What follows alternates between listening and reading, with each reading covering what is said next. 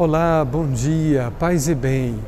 Chega o momento do nosso programa De Todo o Coração. Aquela oportunidade feliz do final de semana de ouvir, de meditar a Palavra de Deus. Muito obrigado pela sua acolhida, pela sua audiência, pela sua participação. Que a Palavra de Deus nos leve cada vez mais àquele que a pronuncia, àquele que nos fala, para que escutando-a, meditando-a e, sobretudo, experimentando-a em nossa vida, nós possamos ser mais de Deus e mais cristãos.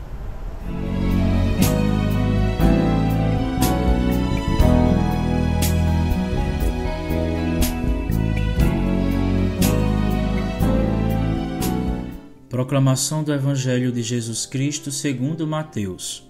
Naquele tempo, Jesus disse a seus discípulos: Se o teu irmão pecar contra ti, vai corrigi-lo, mas em particular a sós contigo. Se ele te ouvir, tu ganhaste o teu irmão.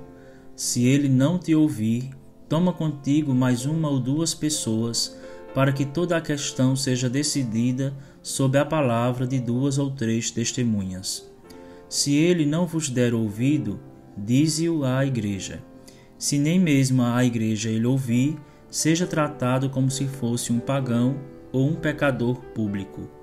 Em verdade vos digo, tudo o que ligardes na terra será ligado no céu, e tudo o que desligares na terra será desligado no céu. De novo eu vos digo, se dois de vós estiverem de acordo na terra, sobre qualquer coisa que quiserem pedir, isto vos será concedido por meu Pai que está nos céus. Pois onde 2 ou 3 estiverem reunidos em meu nome, eu estou ali no meio deles. Palavra da salvação.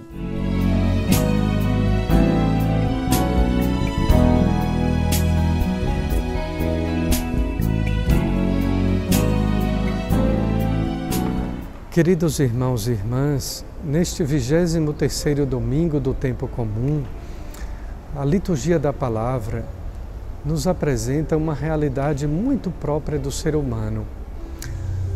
O pecado, a fraqueza, o erro, a limitação. Mas nos coloca também uma missão da Igreja. Não apenas aquela missão de reconciliar e de perdoar, mas também aquela de corrigir, de advertir, de ajudar no processo de conversão. Foi dessa maneira que o profeta Ezequiel, na primeira leitura, de forma muito incisiva e até contundente, falava de uma responsabilidade de todo ser humano. Na verdade, é um oráculo. Um oráculo é sempre aquela expressão própria de Deus. Assim diz o Senhor: quanto a ti, filho do homem, eu te estabeleci como vigia da casa de Israel. O vigia é aquele que presta atenção, é aquele que cuida, sempre para proteger e defender.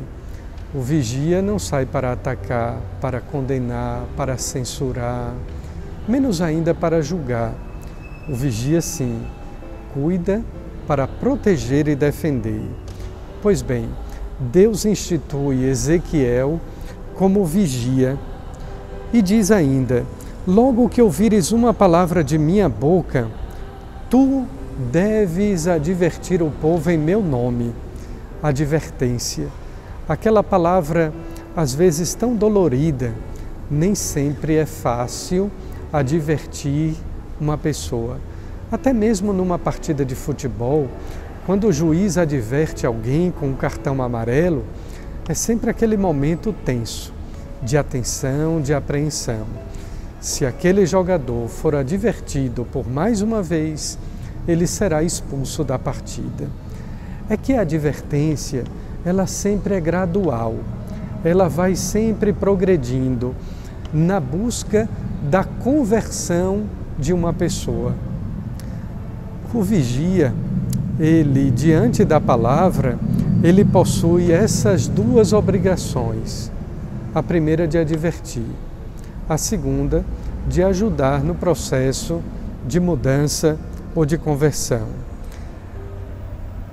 a palavra é tão bonita, tão forte, mas ao mesmo tempo tão incisiva, que o versículo 8 continua dizendo: se eu disser ao ímpio que ele vai morrer, e tu não lhe falares, não o advertires a respeito da sua conduta, o ímpio vai morrer por sua própria culpa, mas eu te pedirei contas da sua morte. Quantas vezes nós erramos, porque observamos que a conduta da pessoa, o seu modo de viver, o seu comportamento não está bem, e a gente procura divulgar. Isso se chama fofoca. Outras vezes nós procuramos condenar, isso se chama julgamento. E outras vezes nós procuramos até denegrir, isso se chama ofensa. É um outro pecado. Mas Deus vai nos pedir contas daquilo que eu fizer para ajudar aquela pessoa a advertir e procurar ajudar a pessoa no seu processo, repito, de conversão. O Evangelho deste domingo, sempre enfatizando, estamos no 23º domingo. Também São Mateus vai na mesma linha quando Jesus diz aos seus discípulos: se o teu irmão pecar contra ti, notem bem, se o teu irmão pecar, a realidade do ser humano, dizia no início desta reflexão, é a da fraqueza, da fragilidade, da debilidade e do pecado. Pecado é uma palavra que hoje quase nós não falamos. Afinal de contas, o Cordeiro de Deus veio para tirar o pecado do mundo e o mundo continua pecando. O mundo continua em pecado, naquele mais grave pecado que é o distanciamento ou o afastamento de Deus.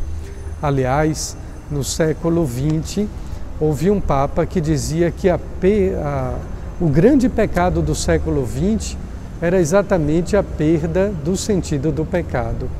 Parece que para muitas pessoas nada mais é pecado e, no entanto, nós continuamos sofrendo, a sociedade continua triste e nós continuamos padecendo dos males, dos crimes, da violência, das tragédias, dos horrores que fazem parte da vida humana, sem que nós tenhamos a honestidade ou a capacidade de nos reconhecer pecadores e procurar a misericórdia de Deus.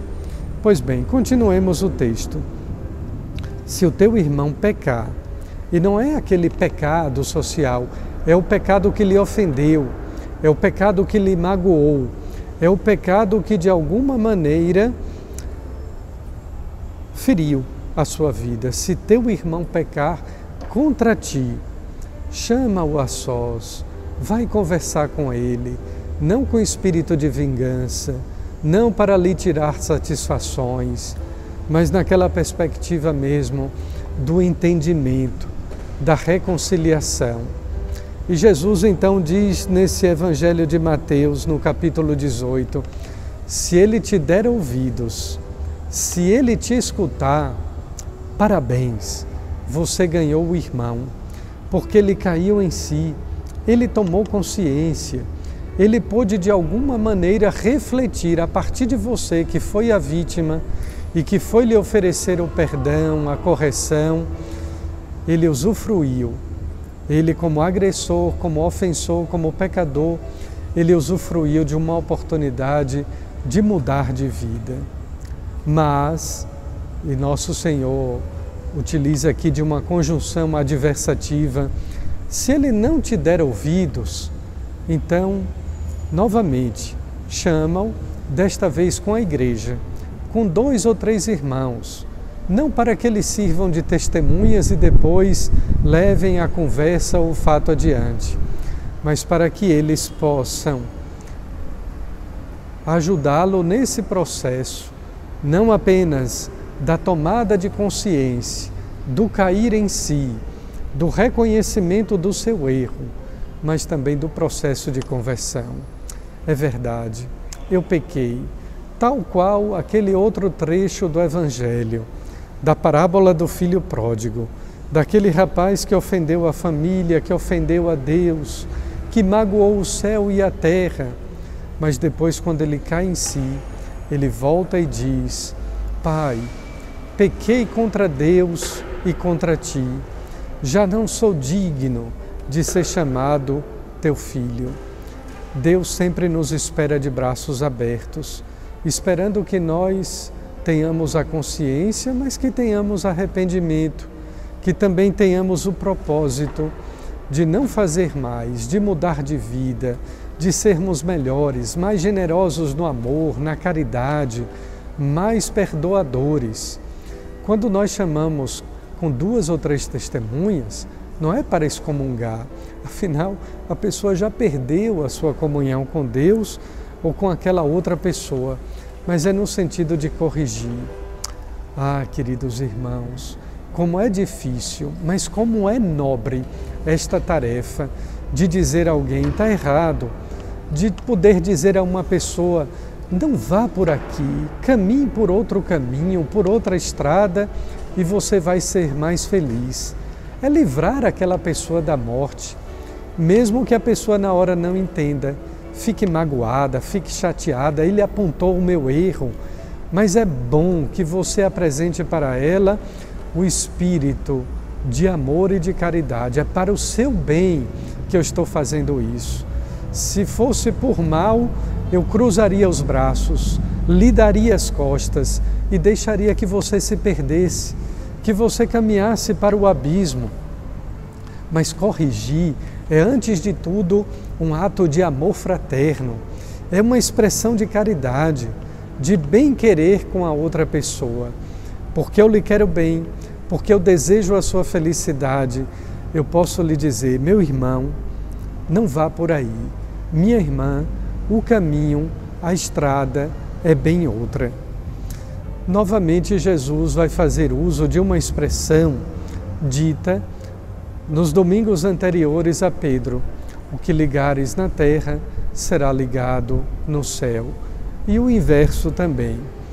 Isto possui um significado muito bonito relacionado com o perdão. É de fato o perdão que nos reconcilia com Deus, com o céu e com a terra. Quantas vezes nós perdoamos e nos sentimos aliviados, nos sentimos em paz, nos sentimos mais felizes. Outras vezes que perdoamos, temos aquela sensação não apenas de um dever cumprido, mas de paz no coração, de alívio na consciência. Pois bem, esta é a missão da Igreja, a reconciliação com Deus através do sacramento da penitência. E claro que a penitência também tem um sentido coletivo, comunitário dentro da própria Igreja, quando nós também temos que nos desligar do pecado, nos desligar de algumas outras coisas, tantas coisas que a gente precisa se desligar. Às vezes é necessário desligar um aparelho eletrônico da tomada para reiniciá-lo, ou quem sabe até para ele esfriar. Pois bem, na nossa vida também, algumas vezes a gente precisa se desligar do pecado, se desligar de situações, se desligar de pessoas, de circunstâncias e até de lugares. Sermos desligados para novamente nos ligarmos a Deus. Que tarefa bonita esta que a Igreja possui, que não é simplesmente uma tarefa, é a grande missão que nos acontece através do sacramento da penitência e da reconciliação. Que este seja um final de semana em que possamos refletir que todos nós somos pecadores, que não adianta apontar o defeito ou erro de alguém, porque quando nós apontamos para alguém, tem sempre um outro dedo que também aponta para nós. Aponte para Deus, como fez João Batista. É Ele, o Cordeiro de Deus, é Ele que tira o pecado, é Ele que se oferece em sacrifício. E o outro dedo vai apontar para você dizendo: e você merece este sacrifício, você merece esta paz, você merece a alegria de viver, porque você ajudou alguém a ser melhor, a se reconciliar com Deus e com o próximo, com a sua própria consciência. E mediante o perdão, essa pessoa aprendeu a ser feliz. Um final de semana assim é o que todos nós desejamos para todos.